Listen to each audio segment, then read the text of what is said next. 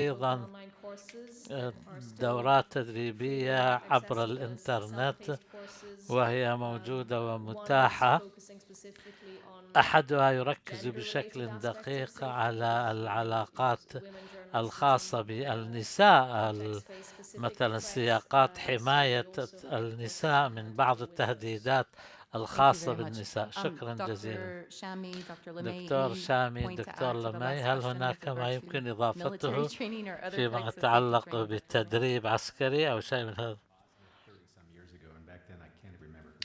أنا ذهبت إلى البوسنة قبل 30 عاما وتلقيت بعض الإرشادات، لا أدري إن كانت من BBC أو غيرها. طبعا التدريب موجود بشكل، أنا خدمت في الخدمة العسكرية، لا أنصح بتلقي التدريب العسكري، لكن من شاء أن يفعل. نأخذ جولة أخرى من الأسئلة، الرجاء الاختصار وحتى ننهي في الوقت. نأخذ السؤال الأول أيضا من كلا جانبي القاعة. السلام عليكم. شكرا. السلام عليكم. كريم بابا من المغرب. في مرحلة كورونا ظهرت قضية جديدة في مجال الإعلام وفي المشتغلين في مجال الصحافة، وهي قدرة المؤسسات الإعلامية على الاستمرارية، بمعنى ضعف الموارد والمداخيل خلال فترة كورونا. طرحت سؤال حول الاستقلالية المالية للمؤسسات الإعلامية، وكيف يمكن أن تستمر وتدخل مجال المنافسة وتطور مواردها البشرية إلى آخره، في ظل عدم وجود قارئ بالمعنى التقليدي، صحف إلى آخره. فطرح السؤال حول النموذج الاقتصادي للمؤسسة الإعلامية. في هذا المستوى كيف يحضر هذا الجانب أو هذا الوعد على مستوى تحديد الوحدات، المواد، المناهج، التدريس في هذا الأمر؟ أمر آخر فيما يتعلق بدور الجامعة. الجامعة أعتقد جامعة واحدة، تقاليدها واحدة ومعروفة، ميكانيزمات العمل الجامعي كذلك أكاديميا ربما متعارف عليها عالميا، فبالتالي لا يجب أن نضع مجال الإعلام وكأنه استثناء من العمل داخل الجامعة أو الفضاء التكوين. عمل الجامعة هو عمل بطيء، قال الأساتذة في الصباح كأنها جانب سلبي. لا، العمل الجامعي والأكاديمي يعتمد على التريث، على المنهجية، على التحكيم، على النظر إلى الأشياء من زوايا متعددة، بينما العمل الصحفي هو عمل آني، عمل يومي يسعى إلى الخبر، إلى النشر إلى آخره. فبالتالي أعتقد بأن الصحافة إذا أردنا أن نربطها بمجال الأكاديمي فيجب أن نبقى في سياق ما يسمى بالبحث الإعلامي وليس صناعة الخبر، لأن دور الجامعة هي دور التقعيد، دور التفكير للمستقبل الصحافة، وليس الانخراط في هواجس الصحافي اليومية. وشكرا. So we'll come to the panel for a last round of answers on this question, and then we're going to wrap up the day. So in terms of including in the curriculum alternative management or economic practices, where should journalism schools get started in the region in terms of teaching about alternative political economies of newsrooms, how to sustain newsrooms for the next pandemic or for the next economic crisis?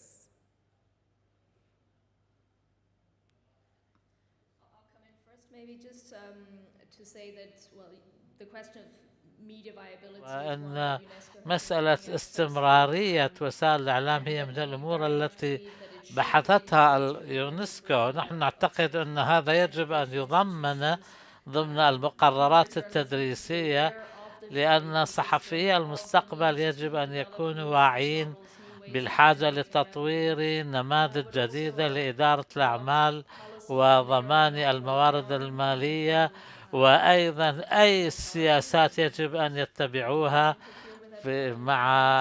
بمعزل عن أو باستقلالية عن السلطات والمشرفين وما إلى ذلك.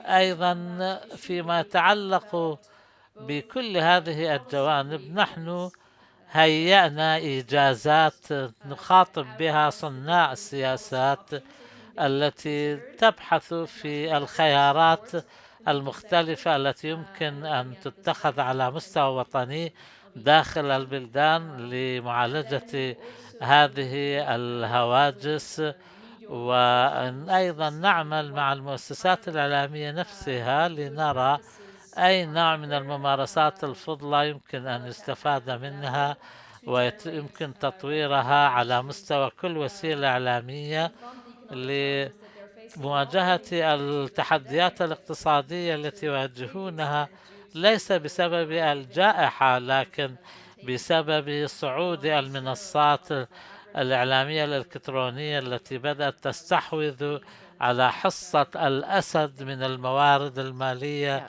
من الإعلانات إلى ذلك. نعم طبعا المؤسسات الشركات الاحتكارية المالكة لهذه المنصات. إذا فيني علق إجمالا الأزمة وكوفيد أيضا أصاب الجامعات والعمل البحثي والأكاديمي.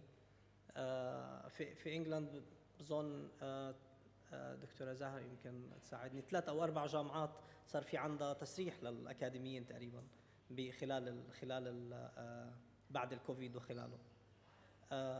فالأزمة بتضرب كل أنحاء الصناعة. إذا فيني ضيف شيء، ففي إطار هاي الأزمة بظن إنه الأكاديمي والباحثين والدارسين بحاجة بالميدل إيست لتفعيل شيء اسمه الجابير. يعني بدل ما نضلنا نحكي عن جاب بين الأكاديمية والصحافة، بيكون كتير ظريف إنه يصير في جابير للأكاديمي عن طريق برامج زمالة. لا بدنا نضغط على الجزيرة ونضغط على مؤسسات وازنة أكاديمية، يعني عندكم هاي الرغبة والقدرات، وجامعة قطر واليونسكو كذلك برامج زمالة للأكاديميين لحتى ينخرطوا يشتغلوا. يعني بكون ممنون إذا رحت أنا اشتغلت حد شو اسمه المسيو عزت ما وجدي عزت ما جمانة دايما ساعفتني بعتنا لها. اوكي، فهذا النوع مش بالضروره تكون الجابير سنه، لكن الجابير لطلاب جامعات الشمال شيء مقدر جدا في حياتهم في ثقافتهم ومقدر في الجامعات. تخيل الطالب فيه يحجز مقعد بجامعه بانجلند ويقول له انا بدي اروح جابير، والجامعه بتقول له ظريف روح جابير ومقعدك موجود وارجع لي، لانه قد ايه بيرجع بفائده على نسبيا على ثقافته، على وعيه، على تجربته. وبدلا ما نحن عندنا بروجرام بيقعد 4 سنين فيه حشو هائل على الطلاب، وفيه ضغط واسع اقتصاديا ونفسيا وعائليا، نفكر ببديل للحشو هذا اسمه الجابير، وبلا منه التدريب. يعني التدريب هذا احيانا بيكون خارج سياق تماما. برامج التدريب تاعت الصحفيين او يعني سوري تاعت طلاب الصحافه والاعلام بلا طعمه سوري. اذا بيلتغى ومنحل مكانه جابير سنه، يعني بيدرس 3 سنين وفي سنه عنده سنه، بقول له والمفروض انه برضه هذا ينزل من قيمه ما يدفعه اللي بيساهم فيه، ونقول له روح خذ سنة بنص هالدراسة، سافر، تعلم تجديف، اعمل اللي بدك اياه. يعني ارجع خوض تجربة لمدة سنة داخل هالدراسة، وارجع لي مرة تانية للسنة الثالثة أو الرابعة. الانعكاس تاعها واسع جدا وهائل جدا، أفضل من الحشو في مواد ما بتعرف ليه موجودة عنا بالمناهج. وبظن انه افضل من برنامج التدريب اللي بيقعد بالصيفيه، بيقعد له شهر مجبر الطالب انه ياخده ويرجع بتقرير تقريبا ليس وازنا في اطار ممارسته الصحفيه. شكرا. Thank you so much, Dr. Shameh. We'll turn to one quick final minute. شكرا. نعطي دقيقة الدكتور لمي. السؤال هو تدريس إدارة الإعلام. طبعا أيضا نحن عندنا ندرس إدارة الصحافة لطالب. طبعا من هو في 19 من عمره لا يعرف كيف يدير شؤونه حقيقة باستقلالية.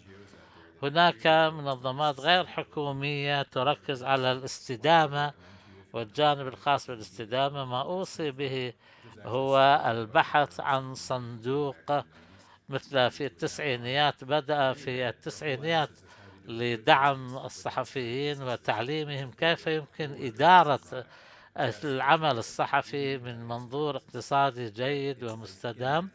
وأعتقد أن هذه شغلة ممكن أن تدرس لمن هم في منتصف الطريق في سيرتهم المهنية.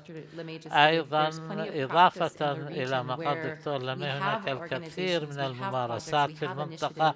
لدينا مبادرات ومشروعات ومنظمات تحاول استدامة نفسها بمبادرات خاصة. على الأقل إن لم تكن قادرا على فعل ذلك بنفسك، ممكن أن تشرك طرفا استطاع أن يفعل ذلك وأن يتفاعل مع الموضوع خارج إطار المردود المالي من القراء، مثلا القيام بإنتاج إعلامي، تقديم خدمات من شأنها إدامة استقلاليتهم. وهناك الكثير من الممارسات بالإمكان أن ندعو متخصصين وممارسين. الآن أتشرف بشكر كل المتحدثين وإنهاء هذه الجلسة بتقديم الشكر لليونسكو وجامعة قطر ومعهد الجزيرة. وأذكركم سنبدأ في هذه القاعة في الساعة 9، وسمعت أن الأبواب ستغلق في 9. إن لم تصلوا لن يسمح لكم أن تدخلوا. لا كلا، أمزح طبعا. نراكم في الساعة 9، نتطلع لرؤيتكم غدا. شكرا جزيلا.